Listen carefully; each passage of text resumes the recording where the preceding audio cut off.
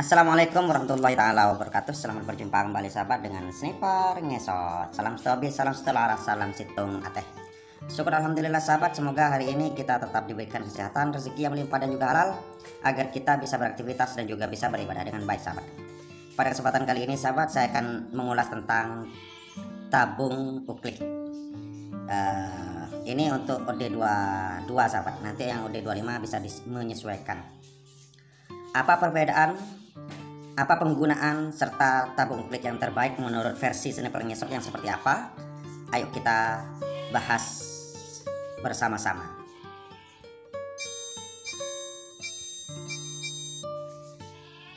Di sini sahabat ada beberapa jenis tabung uklik ya. Ada yang ini tabung uklik standar Innova KW. Bentuknya semacam ini.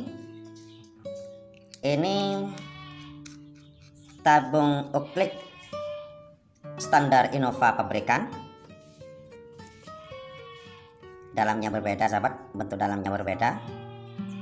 Dan juga bentuk pembukaan seal inlet bagian depannya juga berbeda sahabat, pembukanya. Ini adalah tabung uklik yang sudah dari Kuningan sahabat. Kuningan satu seal, ada juga yang double seal. Ini adalah tabung uklik V5 yang triple seal. Baik, kita mulai dari, kalau di bahan tentu saja bahan tabung ini bahannya ada dua macam sahabat, yaitu yang terbuat dari dural semacam ini ataupun yang terbuat dari kuningan semacam ini. Selanjutnya apa perbedaannya?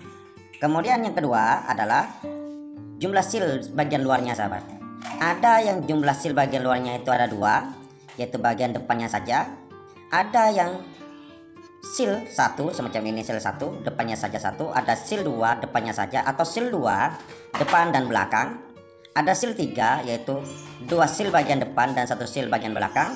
Ada yang 3 seal bagian depan, 1 seal bagian belakang, itu bagian seal bagian luar. Fungsinya apa seal bagian luar? Mengatasi kebocoran dari klep pompa sahabat. Saat dipompa maka berusaha agar angin itu bisa masuk ke dalam lubang tabung, tidak bocor melalui samping tabung semacam ini, samping tabungnya ini. Jadi kalau umpamanya ada kebocoran saat dipompa, angin tidak masuk semua, mungkin bisa saja seal bagian luar. Baik, selanjutnya kita lihat bagian dalamnya.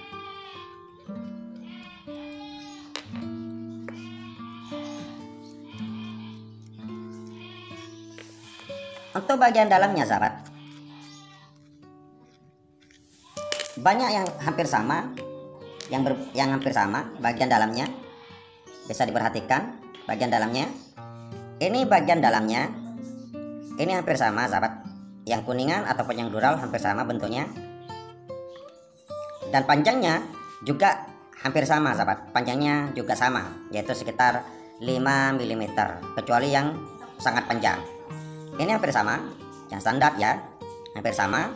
Cuma yang berbeda itu yang punya standar, punya sub Innova ataupun sub Tiger, itu bentuknya berbeda semacam ini. Jadi bukan uliran yang seperti ini sahabat, tapi berbeda. Pembukaan seal inlet ini ada di bagian depan menggunakan kunci L, ini diputar. Kalau yang tabung semacam ini sahabat, ini harus dibuka menggunakan obeng pipi yang agak lebar, kemudian diputar, seal inletnya ada di sana. Oke? Itu perbedaan. Keperbedaan yang nomor selanjutnya sahabat, ada tabung standar semacam ini, ada tabung power up, ada tabung tune up. Nah, tabung fungsinya apa? Kalau tabung tune up sahabat, mengecilkan diameter tabung, tujuannya adalah agar pemompaan senapan kita lebih mudah terjadi kompresi walaupun komplanya itu sedikit. Dan untuk tune up itu cukup enak digunakan untuk kompetisi ataupun tembak target, tapi untuk daya bunuh sahabat, untuk tune up itu kurang. Ada juga yang bore up, membesarkan diameter tabung, dibubut ataupun dipanjangi. Ada yang 7 cm, ada yang sampai 10 cm panjang tabungnya ini. Tujuannya adalah agar angin yang masuk ke dalam tabung ini lebih banyak, walaupun nanti untuk menjadi sebuah kompresi butuh pemompaan yang lebih banyak juga, tapi akan menghasilkan power yang sangat-sangat besar. Bisa digunakan untuk big game sahabat. Kalau yang standar semacam ini, ataupun yang tune up itu bisa digunakan untuk small game. Oke, selanjutnya, tapi big game kelas uklik itu sahabat ya, big game sekelas biawak, kemudian garangan. Kalau kelas babi sahabat pakai uklik itu kayaknya sih perlu di up lagi, ditambahi lagi, apalagi seperti halnya kelas pasar.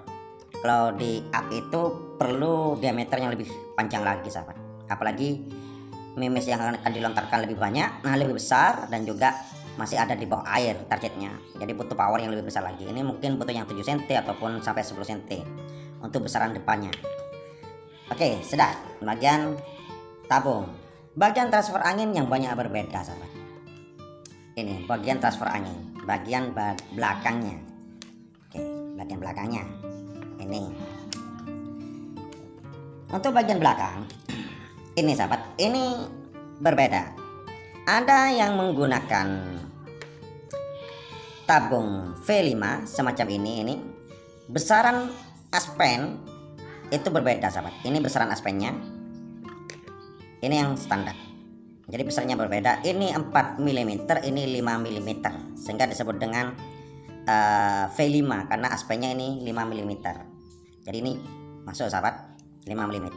Bagian belakangnya ini 4 mm, sehingga kalau umpamanya dimasukkan di sini nggak bisa sahabat, tapi kalau dibalik bisa. Tapi bukan peruntukannya dibalik. Kenapa? Karena aspen ini panjangnya hanya cukup bisa mengatur bagian dalam seperti ini. Kalau umpamanya dibalik maka ini akan semakin lebih. Nah, jadi jangan salah kebalik sahabat, yang lebih pendek ini bagian depan. Ini V5, ini yang standar 4 cm, 4 mm standar. Dan ukuran sealnya juga berbeda besarannya, bagian di sini dan yang di sini ukurannya berbeda.